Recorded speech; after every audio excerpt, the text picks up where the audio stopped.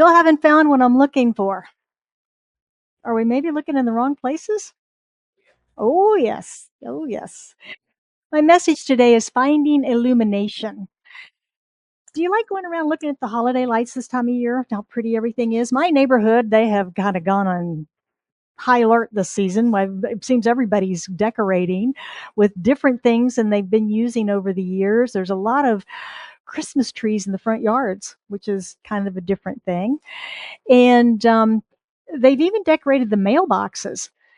And I noticed that there are little solar power packs now. So you can put holiday lights just about any place these days. So that's been interesting.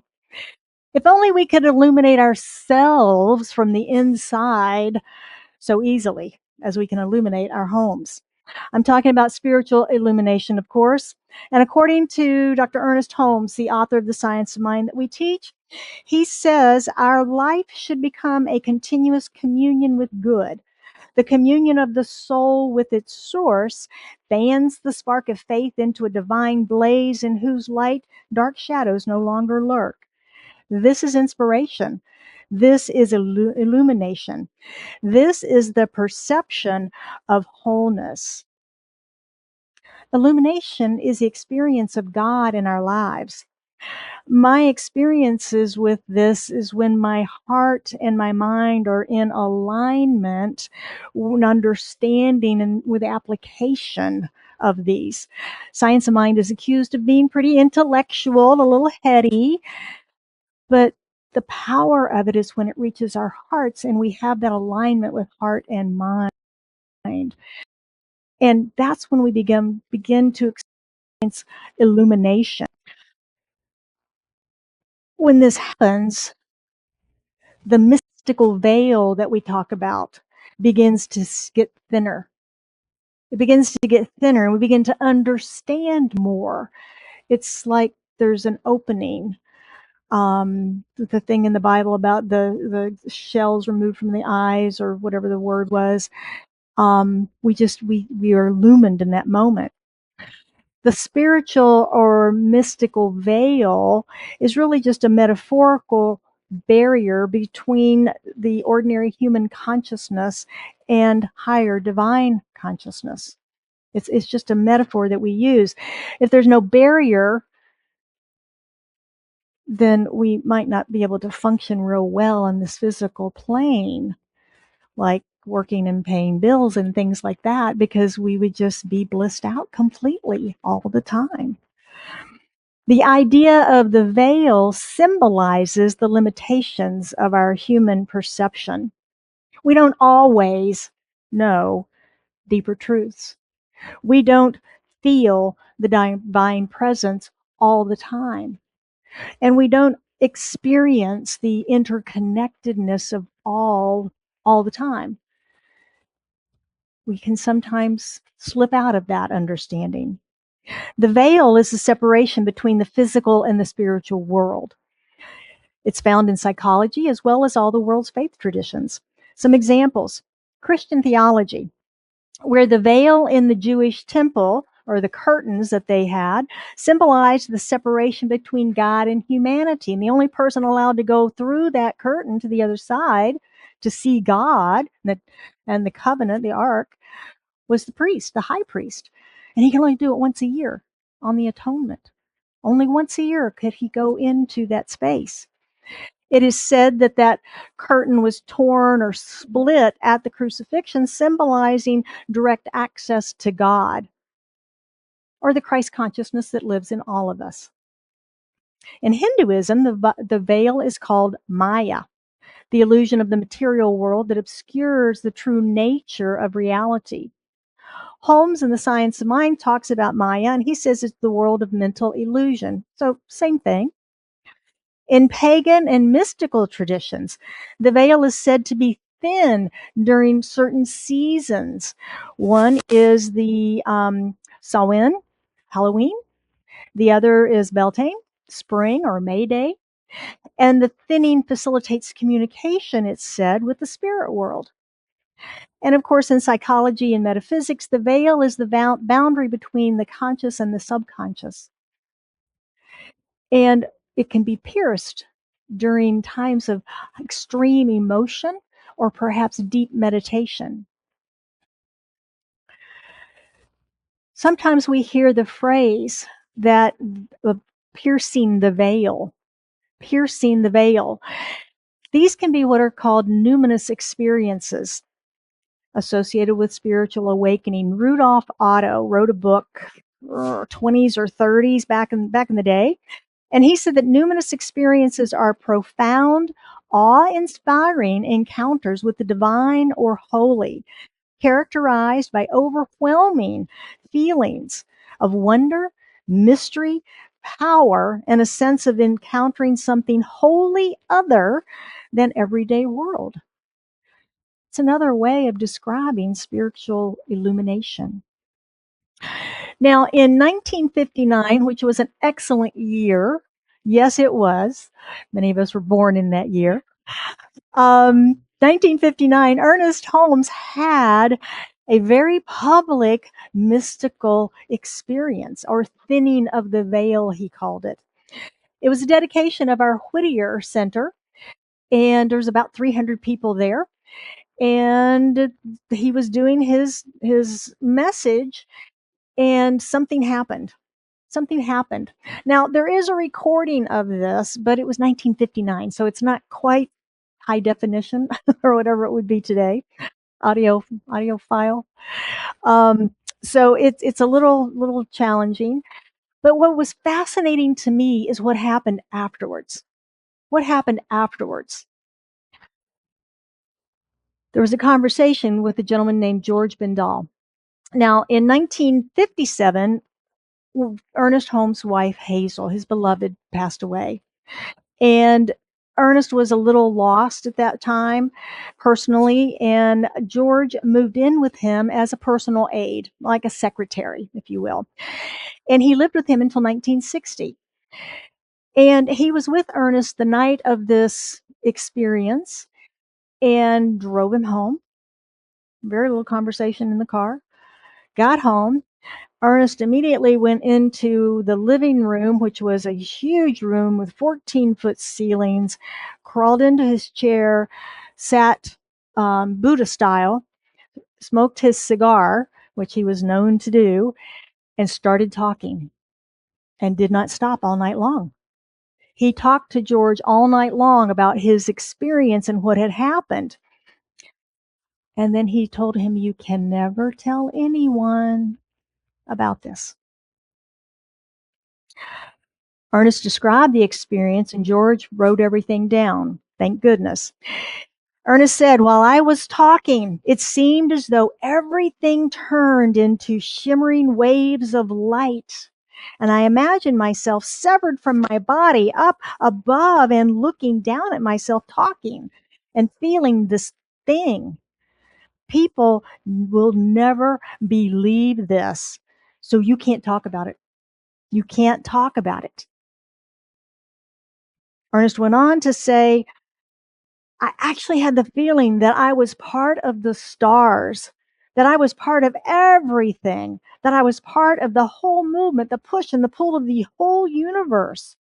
I thought I had had cosmic consciousness experiences long before this, but now I know this is really what it is." So this was a profound experience in his life, a very profound experience of his life. And at the very end, he says, "The veil is thin. The veil is thin." So I ask, thinking back over your life, have there been times when the veil was thin for you, when there was a mystical experience of illumination? My dad used to say, "Let's put a little light on the subject."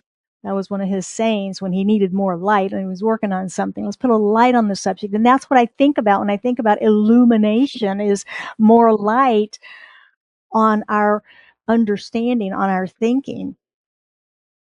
Has there something that's happened in your life that has shifted you into that experience, even momentarily, of illumination, of higher consciousness? Any that I have had have been in deep meditation. nothing compared to what Einstein described. But I believe what experienced and described was very real for him. I believe that happened. And I believe it's possible for all of us when we are present and aware to it. And don't try to, let me rephrase this. We can look at it as something that happened in the brain and scientifically and explain it in that direction, or we can look at it in the spiritual realm of an event of consciousness. So we can choose how we're going to look at these. And I think in this teaching, when we're doing our practices and we are present and aware, we know the difference. We know the difference. We know that experience of the divine. Spiritual illumination is when we understand and apply the teaching. We talk about around here, change your thinking, change your life. And we use the principles of manifestation, affirmative prayer that Daniel was talking about this morning, meditation, to hear that still small voice of the divine and take action on that, from that, into our lives. To become spiritually illumined generally requires spiritual discipline to practice and use the principles so that we do embody and understand them and can begin to have that connection between the heart and the mind. It becomes second nature to us. And that's the change your thinking part of change your thinking, change your life, is understanding the principles and practices first. Spiritual enlightenment, sometimes confused with illumination, is a complete shift in awareness where we recognize our true nature beyond the conditions of our mind, beyond our ego, and even beyond our physical body.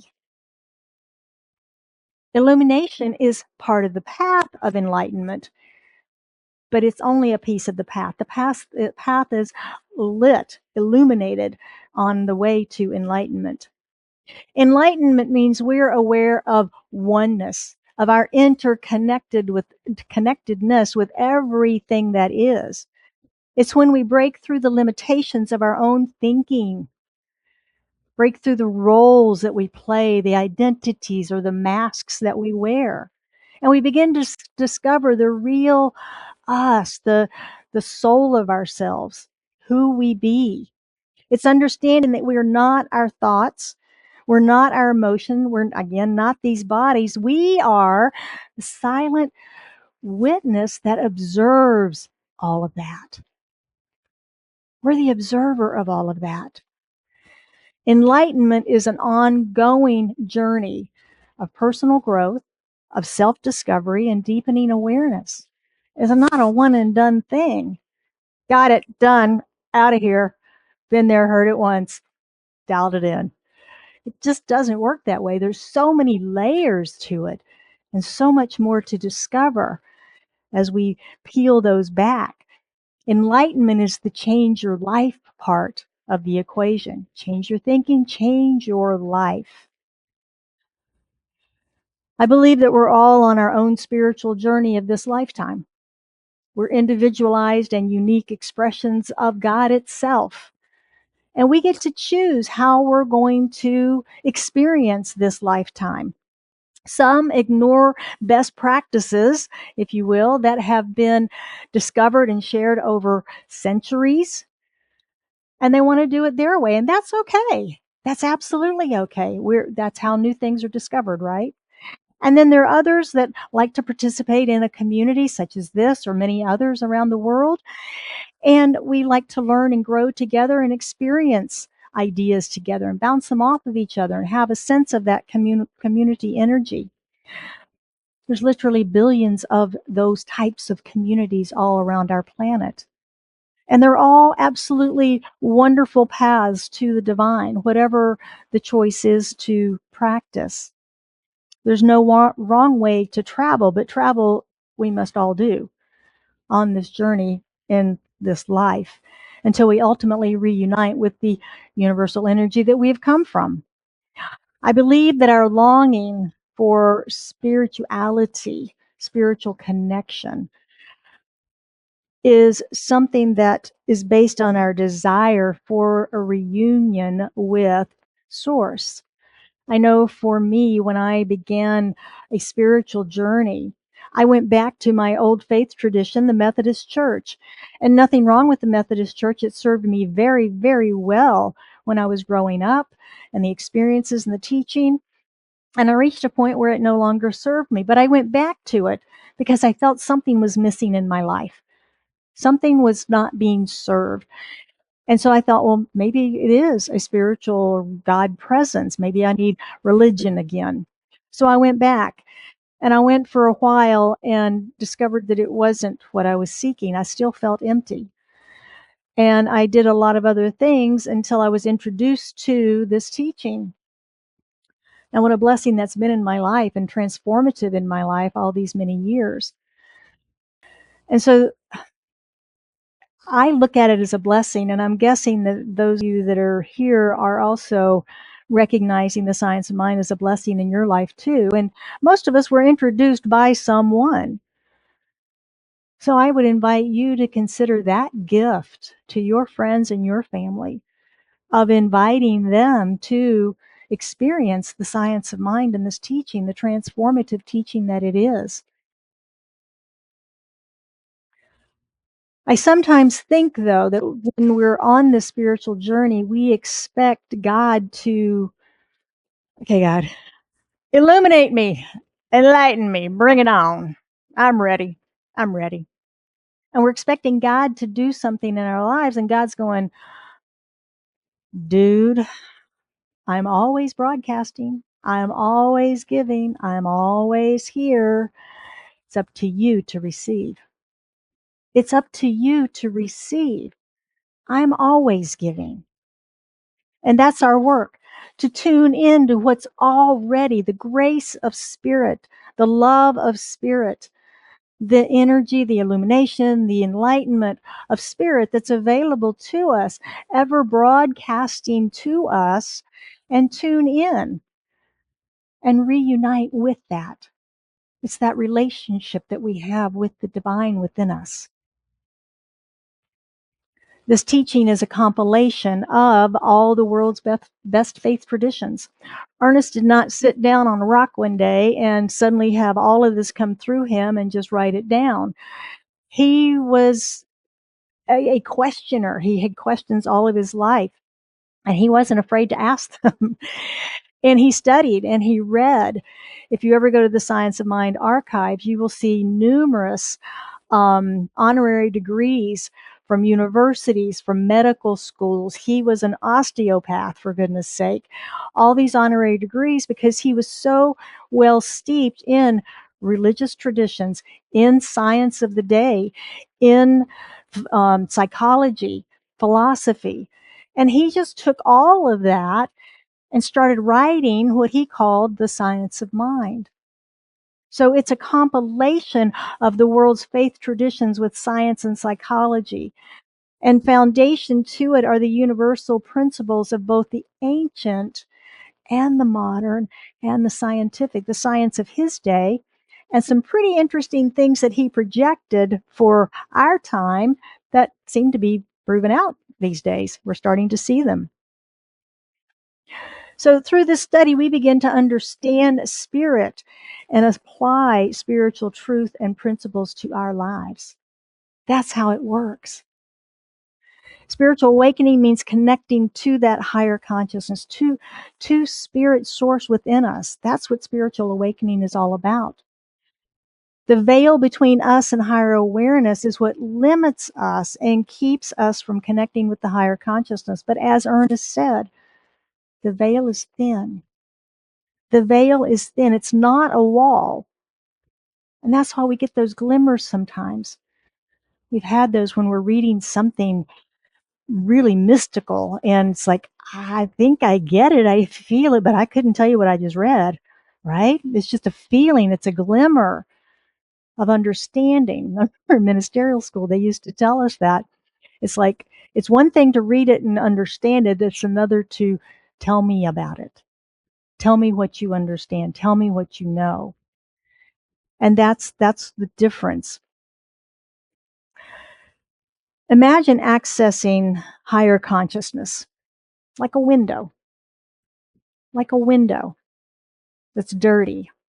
Can't see through it. Think of your spiritual practices like Windex, that's going to clean that window so that you can see through that veil and you can begin to experience the light. Your spiritual practice this week is simple. It's called Know Thyself. This was, of course, engraved over the Apollo temple in Greece and the area of Delphi, written about by many of the ancient Greek philosophers. Know Thyself, we will use the practice of spiritual inquiry. And it's a spiritual practice where we go beyond our mask, our roles, our ego, and we ask ourselves over and over at a deep level, who am I? Who am I? And so your practice is a contemplative one where each morning I invite you to take a few minutes, settle, get centered, get quiet, get still, and then begin to ask yourself, who am I? Now, we're not doing this to answer that question, to write down our answers and things. We're not doing it for that. We're doing it to peel back those layers and to continue to open ourselves up and ask, who am I? Who am I? And I invite you to keep doing that for 10 to 20 minutes every day this week and just record your reflections and what you're discovering. Again, not with the intention and the purpose of answering the question from the conscious mind, but from the perspective of allowing the layers of understanding and unfoldment and getting through the mask, getting through the roles, the identities, the names that we, who are you? I'm Jill Clements. I'm a minister. I live in Scottsdale. I'm a sister. I'm a cousin. I'm okay. Getting through all that stuff to who am I? Who am I? So I invite you to do this. This is not a one and done practice either. I learned this 25 years ago, and it was done verbally, back and forth. And one person would ask, and the other would have to answer for it's probably 3 minutes. It felt like 3 years, but you had to answer that question. And it stuck with me because it was so powerful. And I think it can be that way for us as well. We can uncover some information about ourselves. Well, I do have a little treat for us this morning. To conclude, I want to play the last little bit of Ernest's talk at Whittier. And I have a recording of it, but my recording is really old and was not enhanced. And Reverend Mark Gilbert, who works with the archives, the Science Mind Archives, has done some cleanup on it, I think. It's a little better. But it's the whole thing. You can listen to it on YouTube. I'll put the link in the Mindful Monday newsletter tomorrow, so you'll have it if you want to listen to it. It's interesting to listen to his voice and tonality in the beginning and where he ends up with at the end of it. You can definitely hear the difference that was occurring in him. It's also a funny note that Ernest was known to tease people. And he was teasing one of the leaders in that community. And he was talking about debates and that he was a good debater. He goes, yeah, I think we could put him up there, right up there with Dick Nixon. And just the way he said it and it rolled off his tongue, I was like, what? And that was well before Nixon ever got into, of course, federal politics or anything. But I thought that was cute. Joe, we have a recording.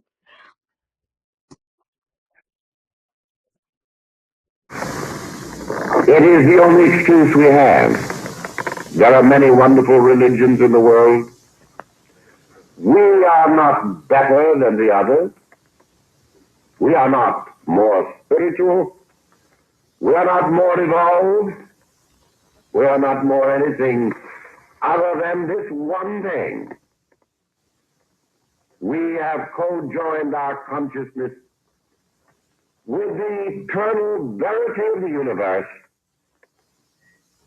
that everlasting and eternal Father of all life, and the Mother of all creation, forever begetting the only begotten, is begetting him in us right now. And that the word of our mouth is a word of truth in such degree as it emulates and embodies the truth which sanctifies the word to its unique service of healing, not only the sick, but the poor in heart. We are dedicated to the concept that the pure in heart shall see God. Here, that the meek will inherit the earth now. That one with truth is a majority. That every one of us in the secret place of the Most High, the citadel of his own consciousness, has the secret with the eternal, the everlasting, the almighty, and the ineffable. God and I are one. And I see you doing this. And I see you uniting in one great hymn of praise, one great union of effort, one crescendo song, and one enveloping light of consciousness.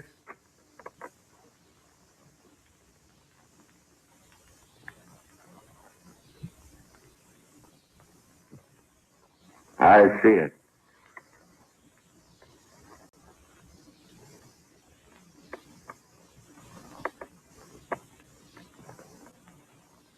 Oh God, the veil is thin between. We do mingle with the hosts of heaven. I see it, and I shall speak no more. Anybody else get goosebumps? So that was Ernest, and that was his experience. So this week, may the veil be thin between you and the heavenly hosts. And so it is. We've got a few minutes. I would love to hear from anybody that has had any sort of an illuminating experience or higher consciousness experience that would be willing to share.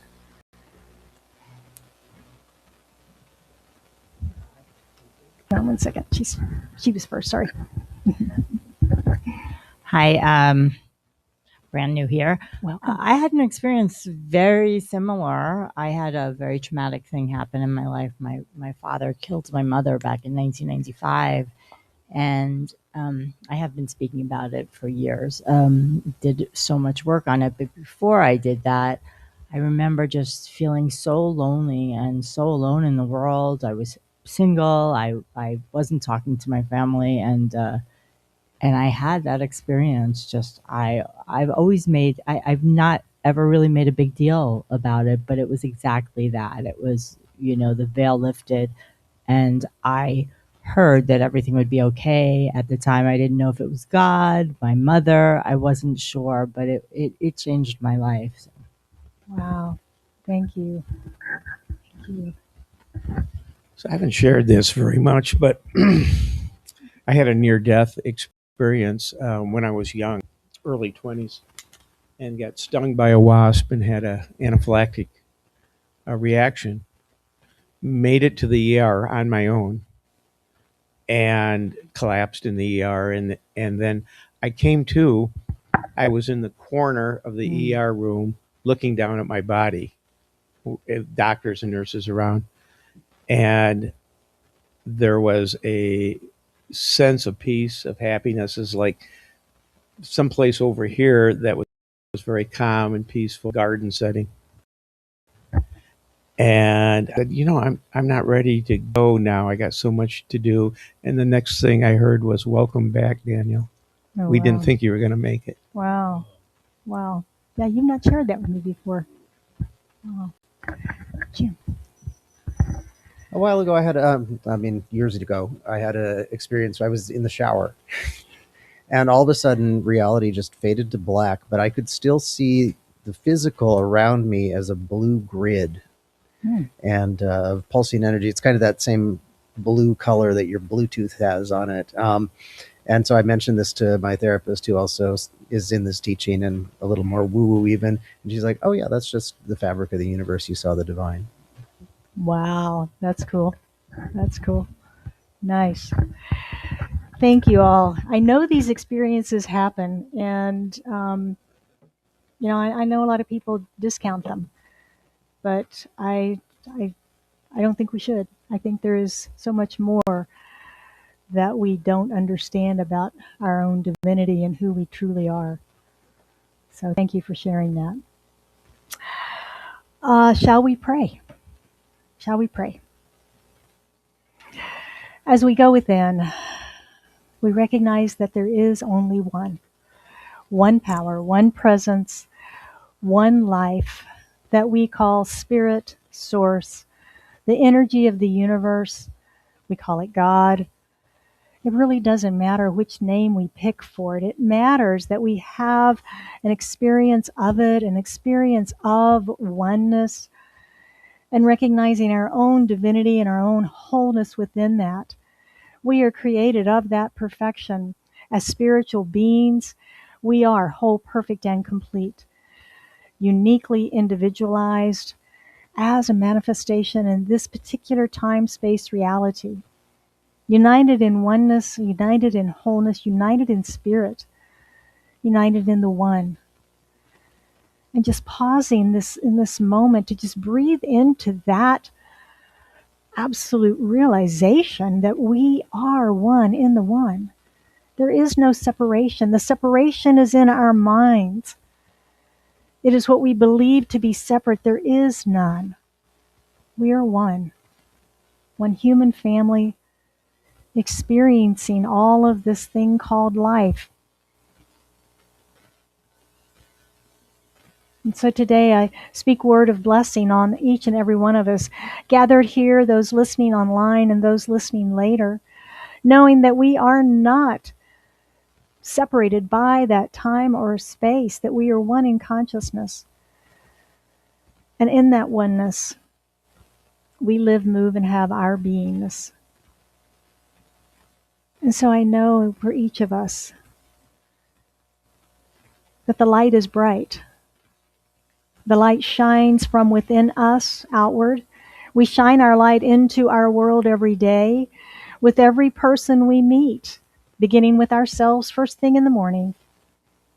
We're our own light as we rise and shine throughout our day, bringing hope to the hopeless, bringing love to those who are afraid. That's what we do in the world, because we know spirit, and we can share and shine that light for others. That's our work. And I know that each of us is a blessing in our circle of influence as we move through our days this week. And so it is with a heart filled with gratitude and joy for this light, for the manifestation of this prayer, for this community and each and every one in it, that I release this prayer into the action and activity of law, knowing that it is done, it is so. And we affirm that truth together by saying, and so it is. Well, I have a little contemplative song for you this morning to rest into. It's called Spiritual Peace and Happiness, and it's by Lynn Spot. I'm not heard of before. But I invite you to feel free to close your eyes and just relax into the music for the next 3 minutes.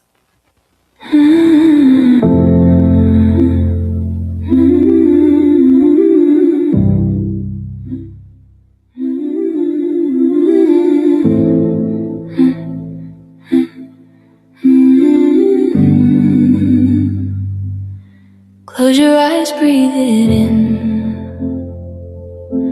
Let the stillness begin.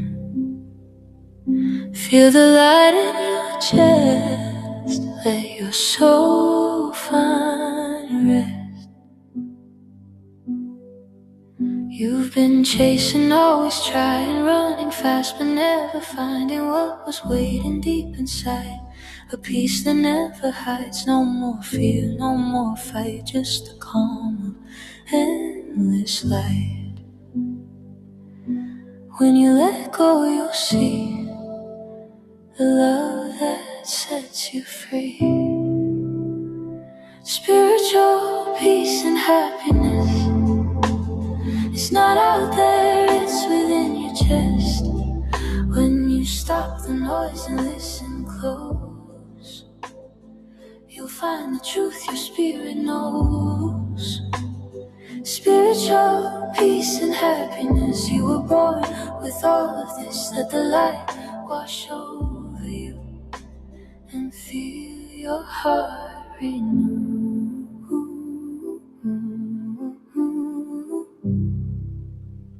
And feel your heart renew. Walk slow, breathe deep, stay kind. Leave the heavy world behind. Every tear, every scar led you right to where you are. You don't need to prove your worth. You've been magic since your birth. Every moment, every breath is love that never left. Spiritual peace and happiness. It's not out there, it's within your chest. When you stop the noise and listen close, you'll find the truth your spirit knows. Spiritual peace and happiness. You were born with all of this. Let the light wash over you and feel your heart renew.